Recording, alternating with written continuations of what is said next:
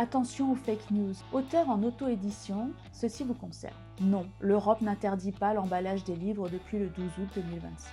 Depuis quelques jours, on voit passer sur les réseaux des publications de lanceurs d'alerte affirmant que les auteurs en auto-édition ainsi que les petites entreprises n'auraient plus le droit d'envoyer des livres avec les emballages qu'ils utilisaient au préalable. L'interdiction d'utiliser du papier à bulles, l'interdiction d'utiliser un colis trop grand pour un livre, et aussi l'obligation d'acheter un mystérieux sigle, l'IDU. Ouh! Mais qu'est-ce que c'est?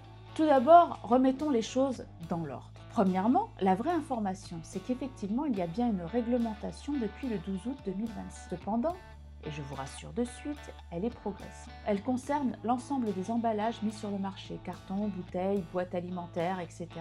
Le règlement prévoit en plus une application progressive. On ne va pas vous clouer au mur parce que vous avez utilisé une enveloppe à bulles. Ça, c'est le propre de ces bergers qui crient au loup. Le règlement du 12 août ne crée pas une interdiction générale. Déjà, comme je vous l'ai dit, ce sera progressif. Ensuite, c'est simplement une préconisation.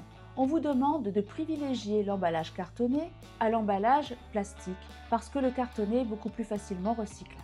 Voyez vous-même. Conseiller un emballage plutôt écologique n'est pas une interdiction en soi. Fake news numéro 2. Depuis le 12 août, un colis ne peut pas comporter plus de 50% de vide.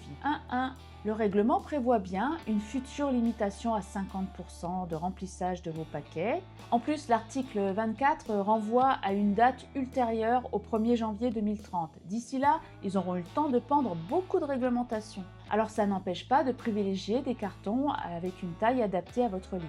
Parce qu'on va pas se mentir, dans un grand carton, votre livre fait un road trip à l'intérieur pendant tout le voyage. Fake news numéro 3. La REP et l'IDU viennent d'être inventés.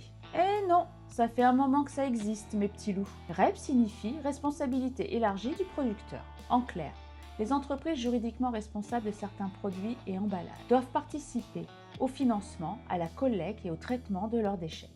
Le carton utilisé pour une commande envoyée à un particulier est bien un emballage de commerce cependant. Mais ce n'est pas forcément la personne qui ferme et envoie le colis qui est considérée comme le responsable REP. Évidemment, ça dépend du fabricant, du fournisseur, de l'importateur, du marquage de l'emballage et du fait qu'il soit généralisé ou personnalisé. En résumé, si on utilise des cartons génériques achetés chez un fournisseur français, ce n'est absolument pas la même situation qu'une entreprise qui importe directement des emballages personnalisés depuis un pays extérieur à l'Union européenne. En cas de doute, la bonne démarche consiste à demander une confirmation écrite à un éco-organisme agréé ou à l'ADEME, A-D-E-M-E, et non à se fier à une vidéo virale, quelle qu'elle soit. Rappelez-vous, ils ont toujours un truc à vous vendre.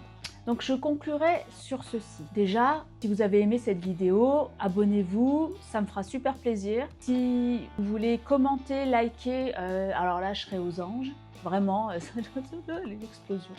Mais bon, sachez que dès qu'il y aura d'autres informations de ce genre, je ferai les mêmes recherches et je vous tiendrai informé, que ce soit rapidement ou sur une vidéo plus longue comme ici.